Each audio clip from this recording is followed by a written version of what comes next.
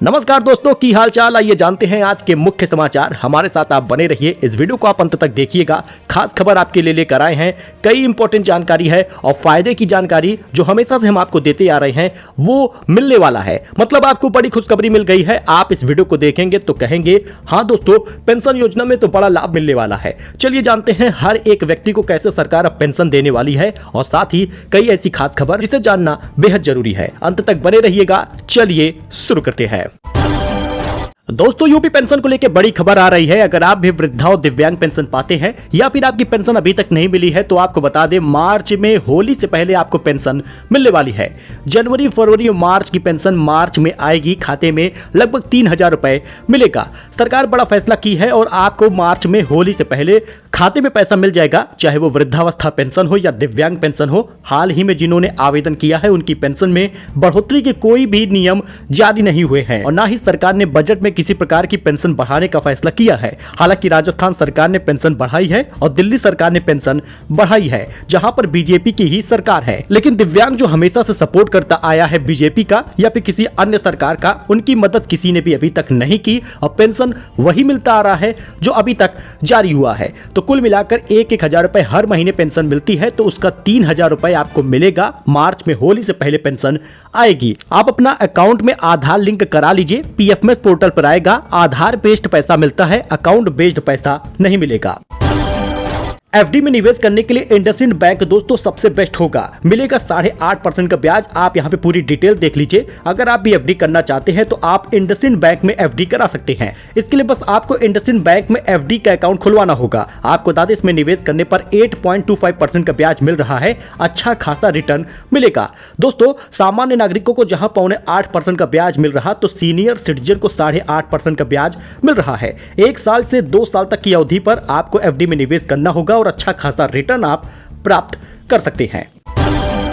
दिल्ली में महाशिवरात्रि पर non veg खाने पर विवाद हो गया। आरोप है कि एबीवीपी छात्रों ने फीमेल स्टूडेंट को पीटा है। विद्यार्थी परिषद ने कहा व्रत तोड़ने की कोशिश हुई है। महाशिवरात्रि के मौके पर बुधवार को दिल्ली में साउथ एशियन यूनिवर्सिटी एसएयू ने छात्रों के 2 गुटों के बीच झड़प हो गई। Student federation of India SFI और अखिल भारतीय विद्यार्थी परिषद एबीवीपी ने एक दूसरे पर हिंसा भड़काने का आरोप लगाया है।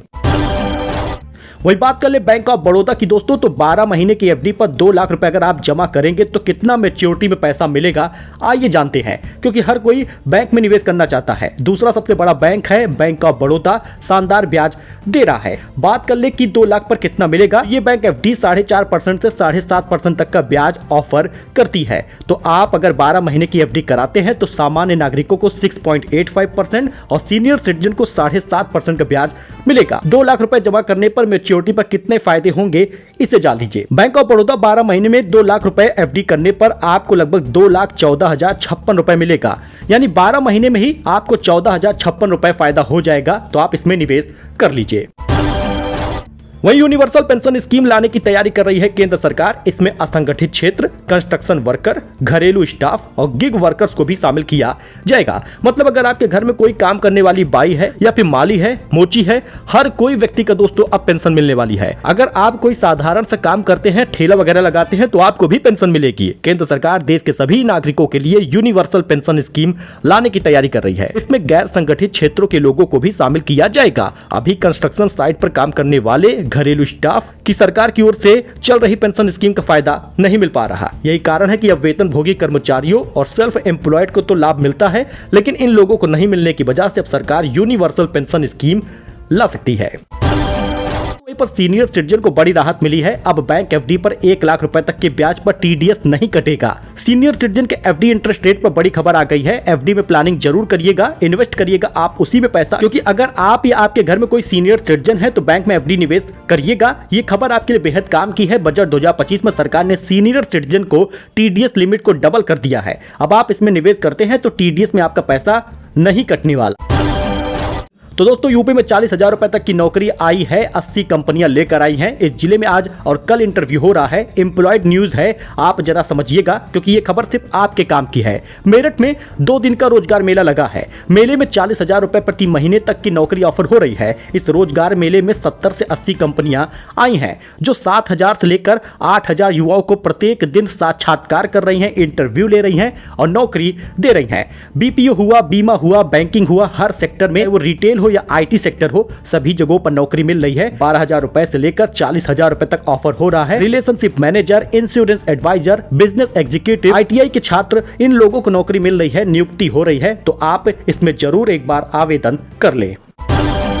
लखपति बनेंगे यूपी में गाय पालने वाले, क्योंकि 2 से 10 गाय पालने वालों को मिलेगा 3 लाख रुपए का मदद। सरकार ने बड़ा ऐलान किया है। यूपी में किसानों और पशुपालकों के लिए अच्छी खबर आ गई है। यदि आपके यहाँ पर 2 गाय या फिर 10 गाय है, मतलब 2 गाय से शुरुआत हो रही है और 10 गाय तक अगर आप रखते हैं, पालते हैं, तो 10 लाख रुपए तक आप लोन पा सकते हैं। इतना ही नहीं, बिना किसी गारंटी के 3 लाख रुपए का लोन दिया जा रहा है। जरा समझिएगा और फायदा लीजिएगा। किसान हो या पशुपालक, लगभग 3 लाख रुपए का फायदा होगा। बिना गारंटी लोन मिल रहा है। फिर आप उसको अपने रोजगार में या फिर गोवंश संरक्षण या दुग्ध उत्पादन को बढ़ावा देने के लिए आप काम कर सकते हैं। Animal husbandry infrastructure development fund योजना के तर्ज पर यह योजना तैयार की गई है, जिसे सभी बैंकों ने अपनाया है और इन लोगों को तुरंत लाभ मिल रहा है। तो आप भी आवेदन कर दीजिए, लाभ ले लीजिए। तो दोस्तों यूपी के इन 13 जिलों में आंधी तूफान और बारिश का अलर्ट है। आईएमडी ने ताजा अपडेट दिया है, आप अपने जिले का नाम देख लीजिए। फरवरी महीने के अंत में अब 2 दिनों के मौसम विभाग ने आंधी तूफान के साथ बारिश का येलो अलर्ट जारी किया है। उत्तर प्रदेश के 13 जिलों में मेघ गर्जन और हल्की से मध्यम बारिश हो सकती है। आपको बता दें, इन जिलों में हो सकती है बारिश। जी हां, मौसम विभाग के मुताबिक सहारनपुर, शामली, नोएडा, मुजफ्फरनगर, बिजनौर, मुरादाबाद, अमरोहा, बागपत, गाजियाबाद, बुलंदशहर, गौतम बुद्ध नगर, इन जगहों पर कुछ स्थानों पर हल्की से मध्यम बारिश होगी। इस दौरान तेज हवा चलेगी। बताया जा रहा है कि यहां पर येलो अलर्ट हुआ है।